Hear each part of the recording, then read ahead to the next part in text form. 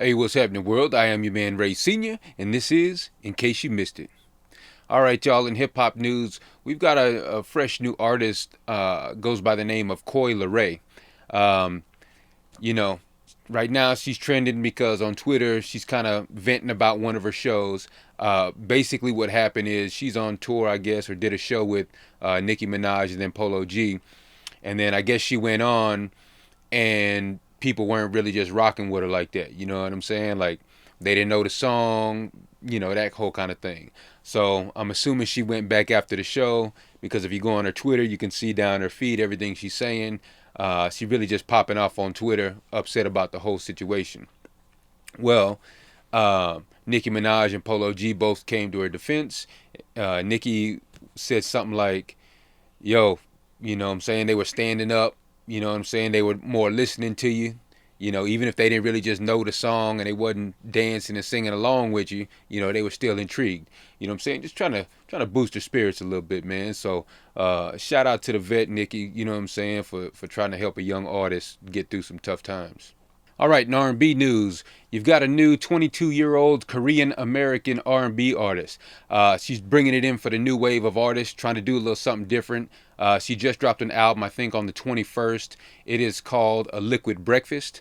One of the singles I saw that was kind of a hit single was a song called Comic Sans. It's featuring Jack Harlow, man. So y'all check her out, man. She's doing a little something different, man, bringing that new energy. You know what I'm saying? All right. And now I want to tell you about my favorite TV show right now. I'm probably about 6 years late, man, but it's called Blackish. I know y'all heard of it, man. I'm just a little behind, man. If you like me and you were just busy or you thought you was too gangster to watch Blackish, you know what I'm saying? Like, check it out, man. It's on Hulu. Uh, I don't know, man. I really like what they doing out there. It's kind of a friendly show, but, you know, all them hard days is past me, you know what I'm saying? So I want y'all to get down with it too, man. Check it out, Blackish.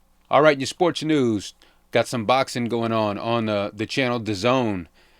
There was a big fight here recently this past weekend with a guy named Devin Haney, kind of a young dude. I can't remember his exact age, but he may be about 23, something like that. He's always beefing with that dude, Ryan Garcia. Well, he was fighting this guy, George Linares, right? Puerto Rican guy, lives in Japan, that whole thing. He's a dope boxer. The only problem is he's 35. The fight before last, he was looking like he was washed up, but then he kind of shined on his last fight. And, he kind of did his thing on this fight too.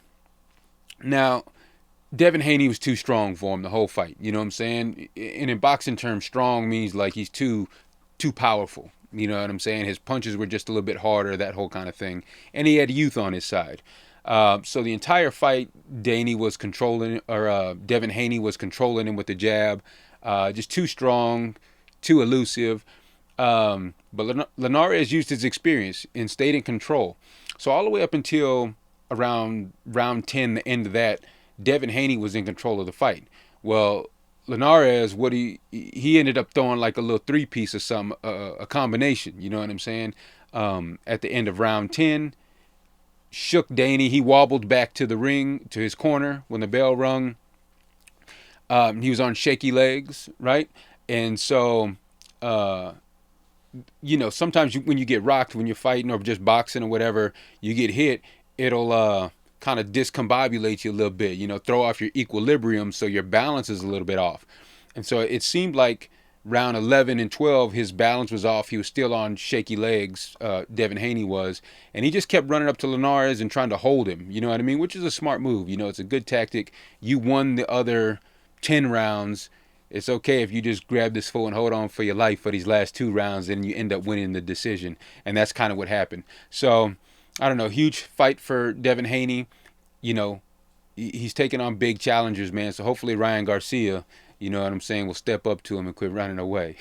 I'm a Ryan Garcia fan, but it is what it is, though. All right, and up next we got an interview with my man Deuce Malone. Hang in there to check him out. Hey, what's happening, world? In case you missed it, I'm with my man Deuce here tonight. What's up, Deuce? Hey man, how's it going? Good to see you. Yeah, you too, man. It's been a while. Yeah, too long, man. I think the Yeah, man. last time I saw you, we were shooting the Bag Lady, The bag, or maybe the Bag Lady premiere or something. that must have been like 2014 or 15, something like that, man. So, yeah, Yeah, man, good times. no doubt. All right, man. So, I know all about you, man, but let some of these folks out here know a little bit about yourself. Um, there probably is something I know about you that you may not know that I know. So I used to go to school in San Marcos way back in the day, and then I think you used to be a part of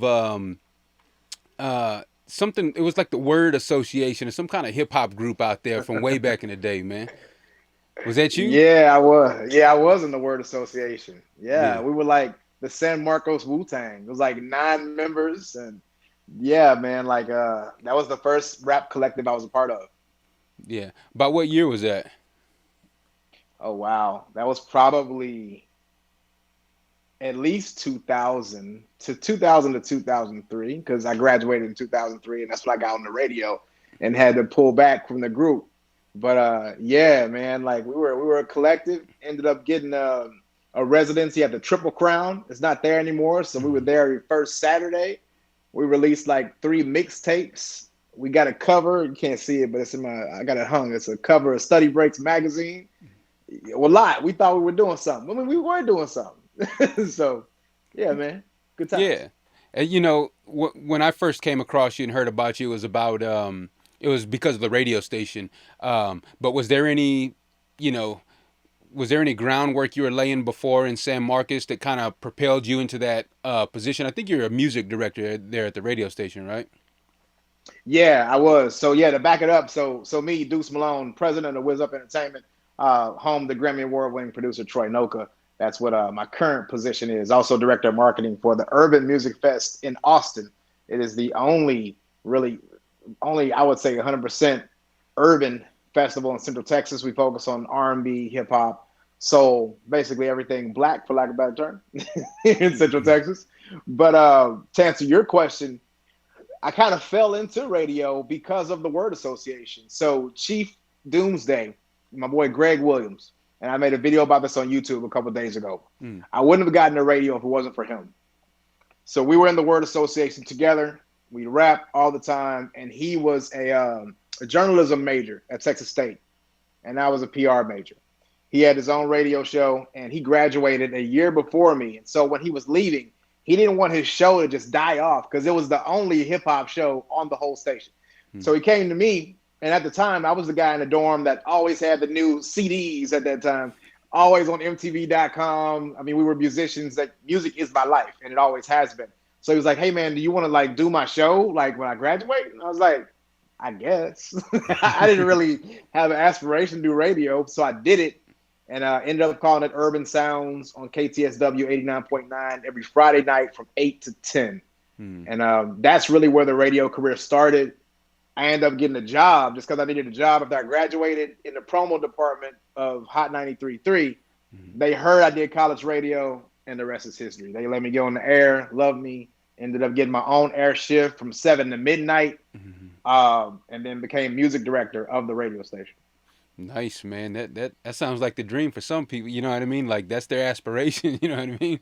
So, Yeah, how yeah, was your it was some time at fun the? times. I was gonna ask, how was the time at the radio station? Did you meet a lot of people, or how'd that go? Man, working at a radio station is funny because people don't realize everything that happens off the mic, as we call it. Mm. So, did I meet a lot of people? Yes.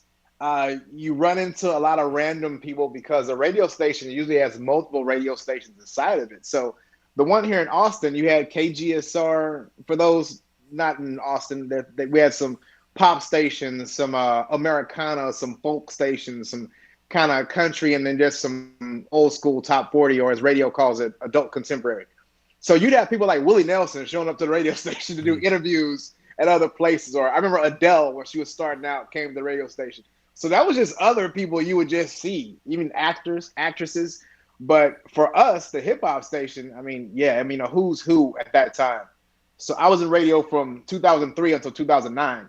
So this is the rise of a lot of people who are still big now, the Kendricks, the J. Cole's. My last artist lunch ever was with J. Cole. Mm. And that was the Blueprint 3 tour with Jay-Z. We all went to Papacitos, believe it or not. Papacitos off I-35. It was me, J. Cole, the label rep, and I think DJ 2DQ. Before that, the Def Jam had called me and said, "Hey, we got this kid coming into town, and I know you don't really play this genre of music, but Deuce, I want you to meet him. He's gonna be a star." The kid was Justin Bieber. It was him and his mom. He's like a little kid running around the radio station. So tons of people, man. A lot of interesting stories. A lot of work. You get to see some of these celebrities for who they really are. Yeah. Because when they're on camera, sometimes it's a different person. Yeah, no doubt, man. Uh, yeah, I bet it was a great experience, man. So, I know radio's not as big as it used to be, back in the day when you were there. But, for some of these artists who are watching this and they're up and coming underground guys, do you have any suggestions or recommendations how they approach radio? And, should they still even be worried about radio, trying to get their music played, or is that even realistic? It is, but what I would say to someone is focus on building your brand first. Mm-hmm. I think radio is like the pinnacle. Think of radio as going to the league, whether it be the NBA, NFL. Like, I want to get on radio. Like, that's kind of like the I made it moment. But if you focus on building your brand up, you'll be better off in the long run. I know a lot of people want to say, like, stay independent and just be independent forever and do this, and that's great. But I think you take that independence, build your brand up to where you're self sufficient and you don't even need radio, you find yourself to be in a better position in the long run. And then you can even have leverage when you go to those radio stations to have conversations about them playing your music. I mean, radio's not dead, contrary to popular belief. There's I don't know how many cars on the road right now. They all got radios, Hmm. and some are listening to streaming, but some are still listening to the radio. So it's still a viable communication platform. But is it the top? Not so much. Yeah. So I know after your gig during your radio stint, you started managing artists. Can you tell us a little bit more about that? Yeah, managing that was an interesting experience. So my first artist I ever managed was the Rhino, which Mm-hmm. is a great experience. The Rhino from Dirty Third Records. That was coming off of Charlie Boy's I Look Good. Um, that whole run they had. He was the first person that reached out to me and gave me a shot. I learned a lot working with the Rhino. From there, I moved on to some groups, some solo hip hop artists. Um, you learn a lot about what to look for in an artist and what an artist shouldn't be doing. So I would say I've had some good experiences and some not so good Mm-hmm. experiences.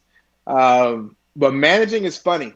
It's almost like babysitting, depending on the artist you're working with. Mm-hmm. So, if you're looking for a manager, be ready to work because it's not their job just to babysit you all day long. They're there to help you grow your career, but you have to be ready to work.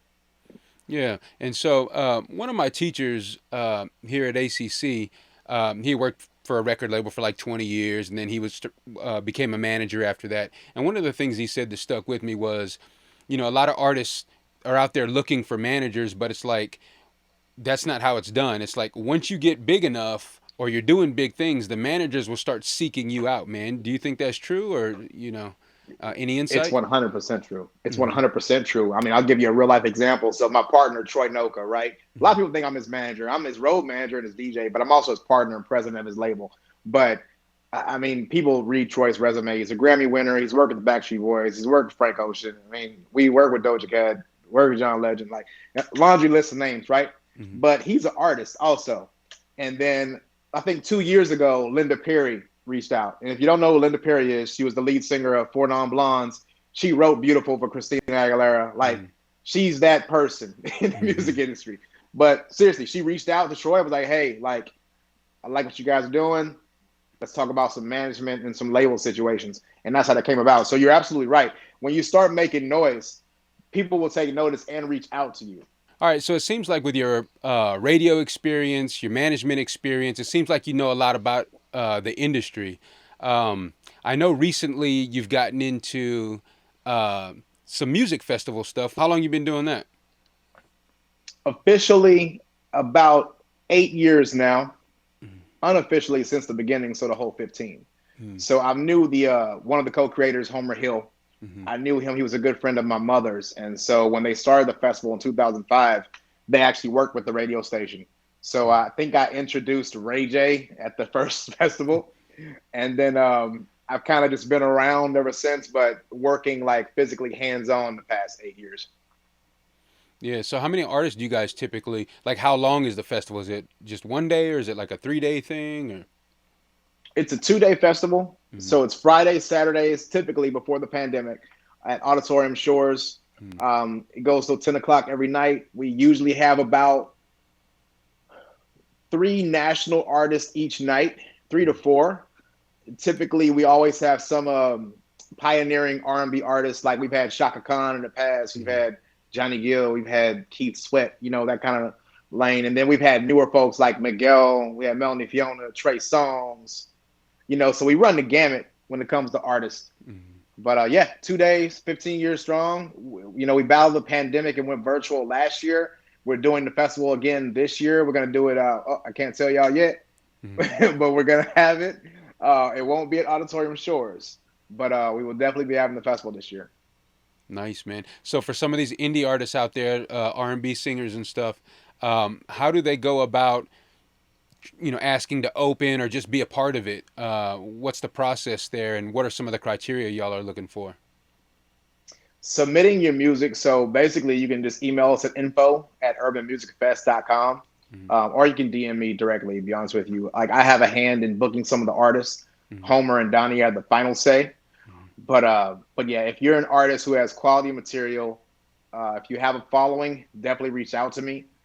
Depending on your sound, we do take a risk on brand new artists, but we prefer to have folks that have some chops that have been on the stage because you got to remember this is a festival that averages 5 to 6 thousand people a day. So you're in front of a large crowd. You could be opening for a national artist. So we do want some people who have some experience. But since it is an all day festival, we definitely are open to having someone who might not be as seasoned but has the talent because we like breaking artists as well. Nice, man. But yeah, anyone who wants to get in front of the urban audience, I definitely encourage them to hit us up. Info@urbanmusicfest.com. Come to myself, Deuce, at the World of Deuce on all platforms. We'd love to have you support. The more support we get, the more we can get outreach to get bigger and better artists. Nice, man. I know they'll all appreciate it out there. All right, so you mentioned one of your, I guess it's one of your partners there. You work with a guy named Troy Nokia. Troy Noka. Yeah, Noka. Noka. Mm-hmm. Hmm. It's Okay. like chocolate. People wonder where Noka comes from. It's actually chocolate. Oh, okay. Yeah. So how long is? Can you tell us a little bit about him and your experience with him? Like how long have y'all been working together? How long has he been making music? What would we know him from? Stuff like that. Troy's been making music since he was 17 years old. Mm-hmm. He started making music on a Sony PlayStation music generator, Mm-hmm. and he just fell in love with it. Moved to LA. Just said, "Hey, mom, I'm leaving and going to LA." He went out there and started producing music. You may have heard his production on the front. One most people know is Frank Ocean, "Love Crimes." Mm-hmm. He did that record. He did Tyrese 1. He's had some songs on Cloudy with a Chance of Meatballs 2. He's done some stuff with Cheryl Cole. She's bigger in the UK. Stuff you might have heard more recently, Comme des Garçons. I think I said that right, by Frank Ocean. He did Mm-hmm. 4 tracks off Endless. He's done Wild Beach for Doja Cat, Better Than Me for Doja Cat. He did Bootleg Cable for Dom Kennedy, came out last year. I mean, the list, it really, I hate to say the list goes on, but when you start to look at his resume, you're like, oh, he did that record? Because people get really surprised by the Frank Ocean one, because that mixtape, Nostalgia Ultra, is the one that put Frank out there. Those are the songs you might know him from, but we're working on getting his catalog built up. Mm-hmm. And what do you do with him? Yeah, so I'm president of our label, Mm-hmm. Wiz Up Entertainment. He Before he went by T Wiz. He Mm-hmm. changed his name to Troy Noka. So Wiz Up Entertainment is our label. We actually just signed our first artist. Her name is Lori. Mm-hmm. Expect something to come out from her soon. My role is as any, like, I guess, label rep is to basically look for talent, talk to Troy about, like, what are we doing, what direction are we going. Like right now we're dropping a new single every single week. For the past 16 weeks we've dropped a new song. We call it Troy Noka Tuesdays, and it's a brand new song every single Tuesday. So the direction we want to go in as a label, from Troy's production and giving him input on how something sounds. Do we need to change something? Is this verse work? Do we need the right feature? Talking to blogs, talking to playlist curators. Like, I Mm-hmm. kind of do all that, and Troy focuses on making the music. But us working together and developing the vision of where he wants to go as an artist is my role. And then when it comes to just the music I am is DJ when he needs a DJ, and basically his day to day. If he needs something and if you want to get in contact with him, they can come directly to me, and then I'll go to him. A lot of times I talk to independent artists, and everybody always that I talk to, the younger guys, they always mention this guy Russ, right? And so I've recently been put on Mm-hmm. to him, and I guess he was releasing songs like every 2 weeks on SoundCloud or something like that. I watched a video of him explaining how he did it, and man, I thought about it and I was like, because that's what people want. I feel like these days is to, you always got to be putting out constant music just to stay relevant, I guess.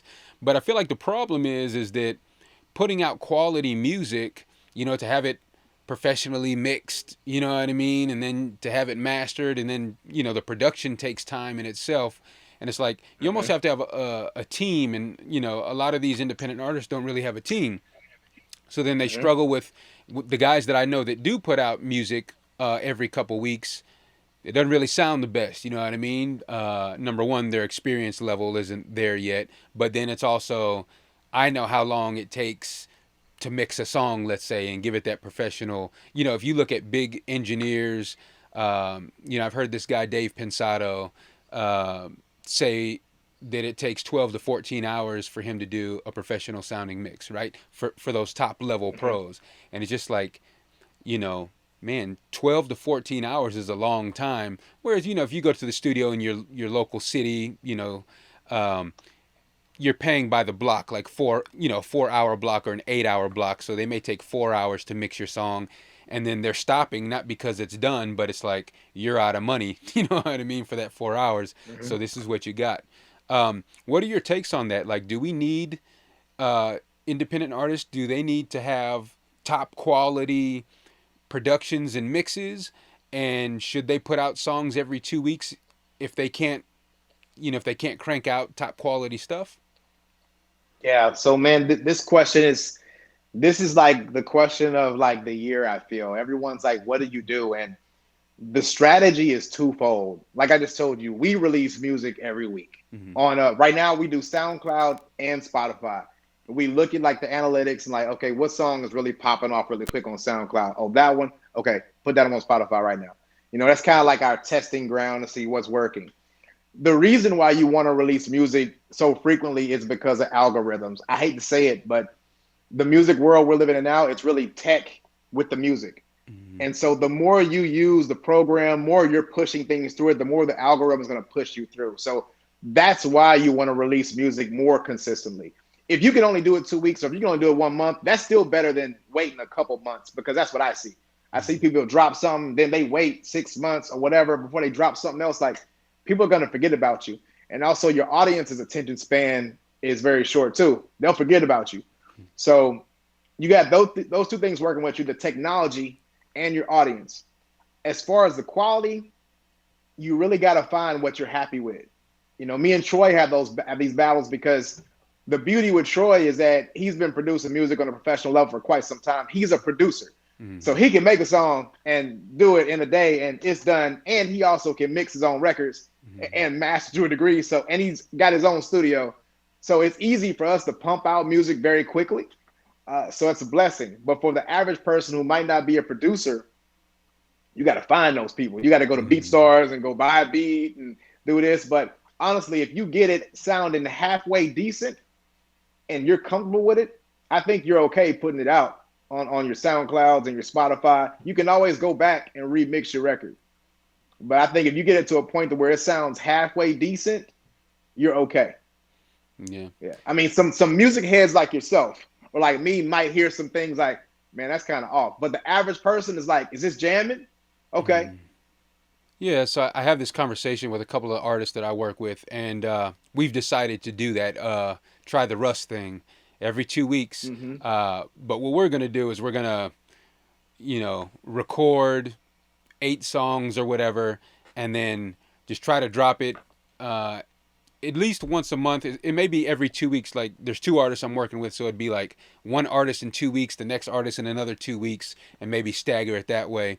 Um, the debate, or I guess we're debating a little bit, is how to do it. So are we going to do strictly SoundCloud, which I'm not really a fan of, but I know that they've got a lot of people out there on that platform. I'm more of a Spotify guy.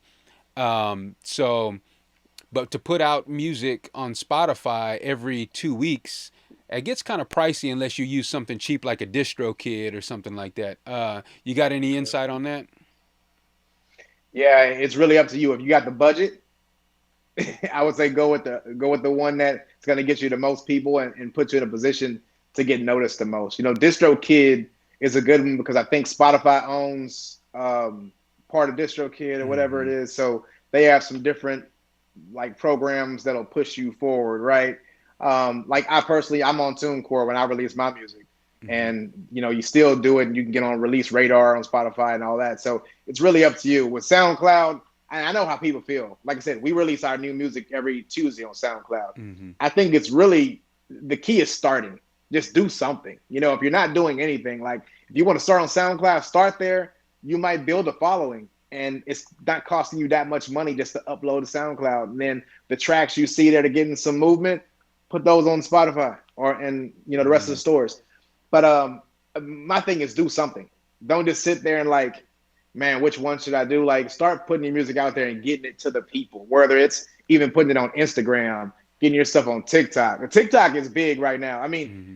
it's almost like, do I want to put this record out on the stores or do I want to go to TikTok? A lot of records are getting found there and going viral, and then your record is taking off. So the key is just putting the music out first. Find the platform you like where you're getting traction, and then 10x it. If SoundCloud is blowing up for you, invest your time there, engage with the audience, continue to put your music out, and then whatever's working, move it to the next bigger platform.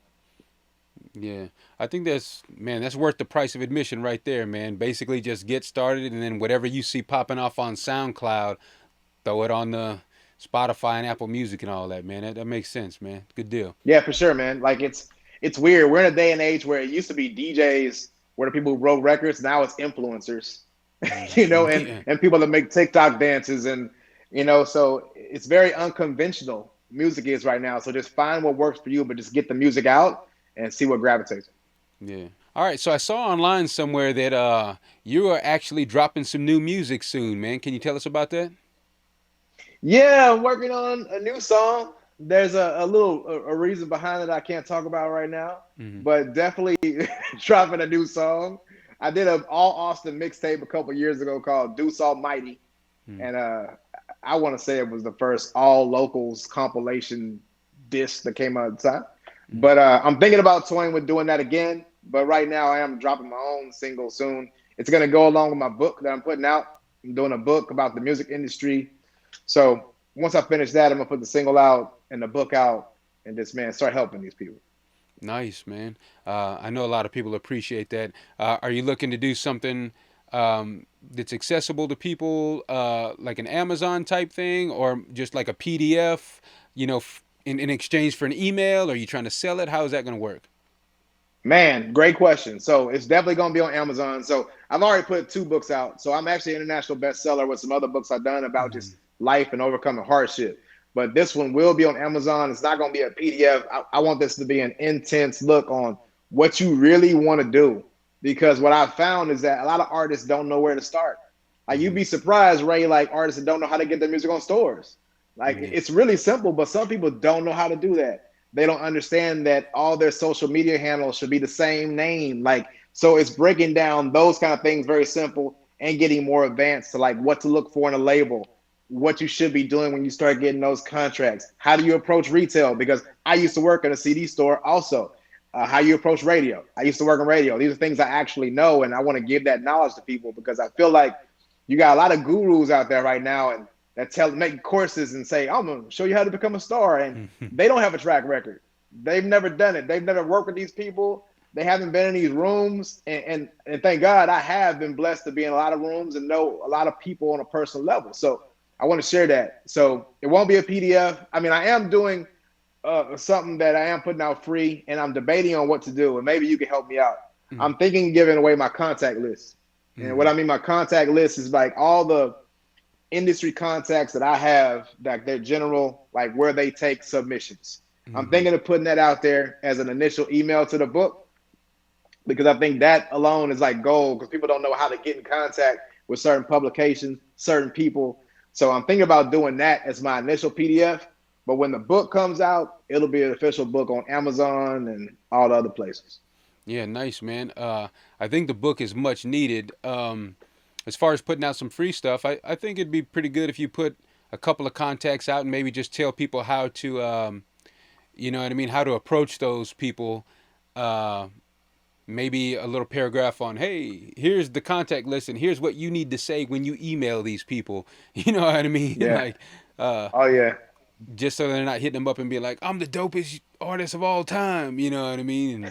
And, oh no. It's funny you say that because so I drop a lot of YouTube content now too, Hmm. kind of helping people with what they should be doing in music. And I did one for DJs. I think I called it top 5 things to not say to a DJ, and that was one of them. Like, don't Hmm. say you're the hottest artist ever because everyone says that, and sadly to say, sometimes they're not.